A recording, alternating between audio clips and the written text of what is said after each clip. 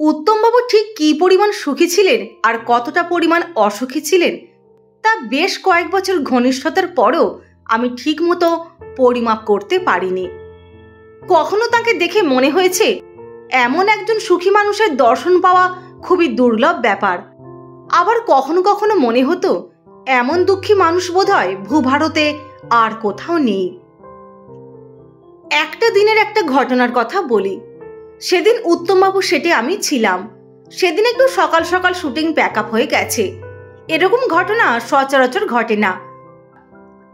উত্তমবাবু যদি কোনোদিন তাড়াতাড়ি প্যাক আপ করতে বলেন তা সেটা আলাদা কথা, নইলে উত্তম কুমার সেটে আছেন অথচ ডিরেক্টর সময়ের আগে প্যাক আপ করে দিচ্ছেন, এটা প্রায় হয় না। উত্তম কুমারের মূল্যবান ডেট থেকে 2 ঘন্টা বরবাদ করতে কেউ রাজি নন। সেদিন ঠিক কি হয়েছিল আমার মনে পড়ছে না।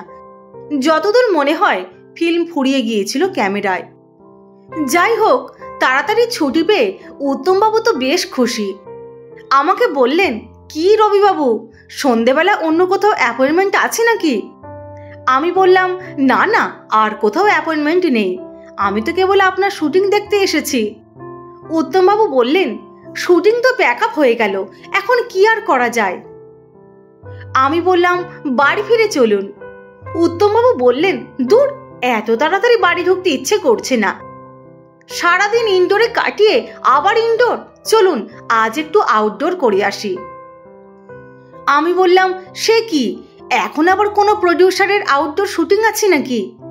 উত্তমবাবু বললেন, না না, সে আউটডোর নয়, চলুন একটু ফাঁকা হাওয়ায় ঘুরে আসি।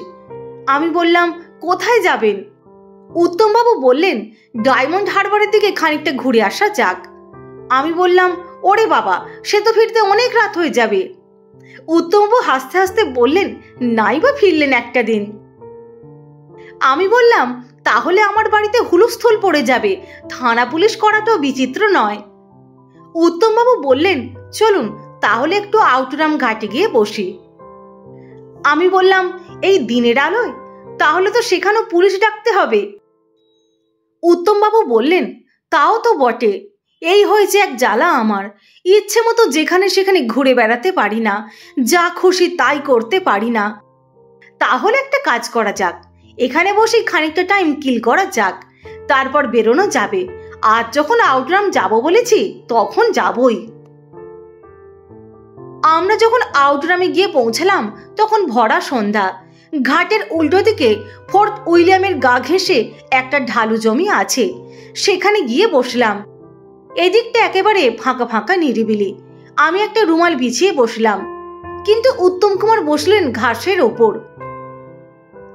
এলোমেলো 2-4টে কথাবার্তা হতে লাগলো, সবটাই হালকা হালকা, তেমন গভীর কিছু নয়, সোজা বাংলায় যাকে ঠাট্টা ইয়ার্কি বলে। কথা বলতে বলতেই হঠাৎ উত্তমবাবু মুখটা নিচু করে ফেললেন, কোনো কথার উত্তর দিলেন না। আমি অবাক হয়ে গিয়েছিলাম, কিন্তু একটু পরেই ব্যাপারটা বুঝতে পারলাম। ওই ভাঁড়ে করে যারা চা বিক্রি করে তেমন একজন এসে হাজির চা বিক্রি করতে। তাকে দেখে উত্তমবাবু মুখ নামিয়ে নিয়েছিলেন, পাছে ধরা পড়ে যান। এইভাবে চাওয়ালার পর বাদামওয়ালা, তারপর তেল মালিশ, তারও পরে গোটা চারেক ইয়ং ছেলে শীষ দিতে দিতে আমাদের দিকে দেখতে দেখতে চলে গেল। ওরা হয়তো ভেবেছিল একজোড়া কপত কপতিকে দেখতে পাবে, তার বদলে 2টো জোয়ান মদ্যকে দেখতে পেয়ে ওদের শীষ দেওয়া বন্ধ হয়ে গেল। আমি সমস্ত ব্যাপারটা উপভোগ করছিলাম, কিন্তু উত্তমবাবু হঠাৎ কেমন ক্ষিপ্ত হয়ে উঠলেন। নিজের হাতে তালুতে একটা ঘুষি মেরে বলে উঠলেন, দূর, এটা একটা জীবন নাকি? ইচ্ছে মতো ঘুরে বেড়াতে পারি না, মোহনবাগান ইস্ট বেঙ্গলে খেলা দেখতে যেতে পারি না, এই যেন একটা বন্দি জীবন। এভাবে বেঁচে থাকতে কারো ভালো লাগে? হঠাৎ উত্তমবাবু উঠে দাঁড়ালেন, বললেন, চলুন আপনাকে একটা জায়গায় নিয়ে যাই। পোর্ট কমিশনারের কাছে এসে দূর থেকে একটা দোতলার জানালা দিকে অঙ্গুলি নির্দেশ করে উত্তমবাবু বললেন, ওই জানালার পাশে বসে আমি কাজ করতাম, তখন ভালো লাগতো না, কিন্তু এখন আবার সেই জীবনটাতে ফিরে যেতে ইচ্ছে করে। কোনো টেনশন ছিল না লাইফে। তারপর ডকে কর্মরত পোর্টারদের দিকে দেখিয়ে বললেন, এরা সব ছিল আমার বন্ধু, কি ভালোবাসতো আমাকে। বলতে বলতে উত্তমবাবুর গলার স্বর কাঁপছিল। চোখ দুটো বোধহয় একটু জলজলও করছিল। তখন ওকে দেখে মনে হচ্ছিল মানুষটি বড় দুঃখী। অভিনয় ওকে অর্থ দিয়েছে, জনপ্রিয়তা দিয়েছে, প্রতিপত্তি দিয়েছে, কিন্তু সহজ সরল জীবনটাকে কেড়ে নিয়েছে। এবার ফেরার পালা। গাড়ি ছুটে চলেছে হেস্টিংসের ওপর দিয়ে। ফাঁকা রাস্তা, ফুল স্পিডে গাড়ি চলেছে। হঠাৎ উত্তমবাবু উদাত্ত কণ্ঠে গেয়ে উঠলেন, আমার জীবন পাত্র উচ্ছলিয়া মাধুরী করেছ দান। গাইতে গাইতে আমাকে একটা ধাক্কা দিয়ে বলে উঠলেন, কই রবিবাবু, আপনি গলা মেলান আমার সঙ্গে। ঠিক সেই মুহূর্তে মনে হচ্ছিল এই মানুষটির মতো সুখী মানুষ বোধহয় ভূভারতে আর দ্বিতীয়টি নেই। অথচ সেদিন তোপচাচির ব্যাপারটা কেমন উল্টো হয়ে গেল। উত্তম কুমারের জীবনে কোনো ব্যাপারটাই খুব সহজে আসেনি। সবকিছুই তাকে লড়াই করে আদায় করে নিতে হয়েছে। সেই 50-এর দশকের মাঝামাঝি থেকে 60-এর দশকের মাঝামাঝি পর্যন্ত তিনি ছিলেন সবচেয়ে বেশি সমালোচিত অভিনেতা। উত্তম সুচিত্রা জুটির রোমান্টিক অভিনয়ের দাপটে যখন সারা বাংলা তোলপাড়, তখন এক শ্রেণীর মানুষ তাকে অভিনেতা বলে মনেই করতেন না। তাদের কেউ কেউ বলতেন, কি আছে ওর মধ্যে যে তোমরা ওকে নিয়ে নাচানাচি করছো? চোখ ঘোরালে, ঘাড় ফেরালে, আধো আধো কথা বললে যদি অ্যাক্টিং হয়, তাহলে তো আর বলার কিছু নেই। অভিনয় জিনিসটা ছেলের হাতের মোয়া নয়, তার জন্য অনেক কাঠখড় পোড়াতে হয়, বুঝলে হে? তখন আমাদের রক্ত গরম। ভদ্রলোকের সঙ্গে তর্কে বসে যেতাম। বলতাম, বসু পরিবার ছবিতে উত্তম কুমারের অ্যাক্টিংটা কি বলবেন আপনি? ভদ্রলোক একটু থতমত খেয়ে যেতেন বসু পরিবার ছবির উদাহরণটা দেওয়াতে, কিন্তু তারা অত সহজে হার স্বীকার করে নেবার পাত্র নন। সামান্য আমতা আমতা করে বলতেন, ও একটা বিড়ালের ভাগ্যে শিখে ছিঁড়ে গেছে। তোমরা তো ওকে নিয়ে এত লেখো টেখো, কাগজে ছবি টপি ছাপো, তোমরা ওকে বলতে পারো না ভালো করে অ্যাক্টিংটা শিখতে? এ কথার কি জবাব দেব বলুন? তবু তো ওকে সেই 1954 সালে মুক্তি পাওয়া হদ ছবির কথাটা মনে করিয়ে দিইনি। অভিনয় জীবনের সেই প্রথম পর্বে অর্ধেন্দু সেন পরিচালিত সেই ছবিতে উত্তম কুমার অভিনয় করে সে বছরের শ্রেষ্ঠ অভিনেতা নির্বাচিত হয়েছিলেন। বিমল করের লেখা ওই কাহিনীতে যখন উত্তমবাবু অভিনয় করেন, তখনও তিনি জনপ্রিয়তার আস্বাদ পাননি। বিমলদা নিজেও খুব খুশি হয়েছিলেন উত্তমবাবুর অভিনয় দেখে।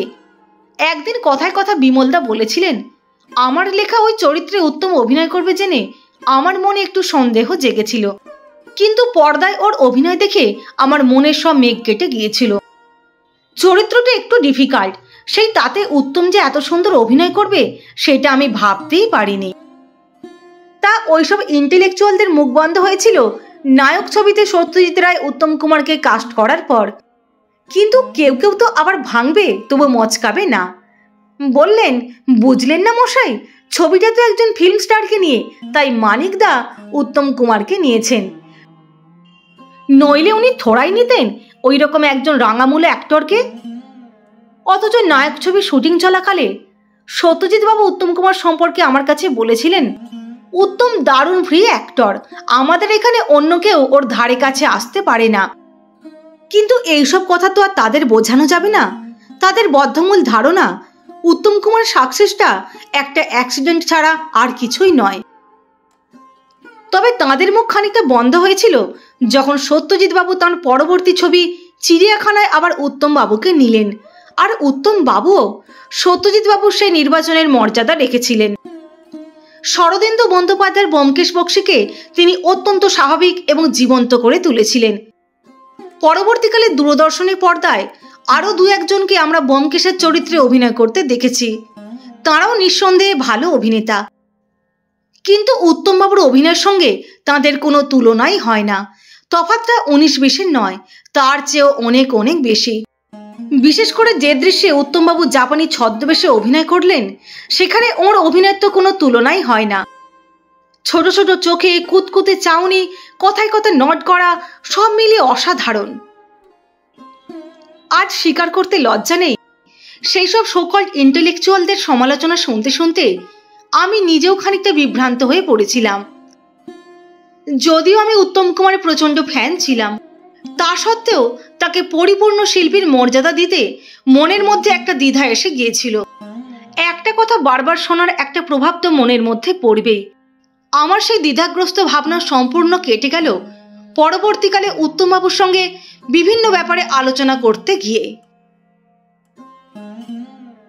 লেখক সাংবাদিক রবি বসুর কলমে মহানায়ক উত্তম কুমারের কথা কেমন লাগলো বন্ধুরা? অবশ্যই আপনাদের মূল্যবান মতামত জানাবেন। লাইক, শেয়ার এবং সাবস্ক্রাইব করে সঙ্গে থাকবেন। সকলে ভালো থাকবেন, সুস্থ থাকবেন, অনেক ভালোবাসা নেবেন।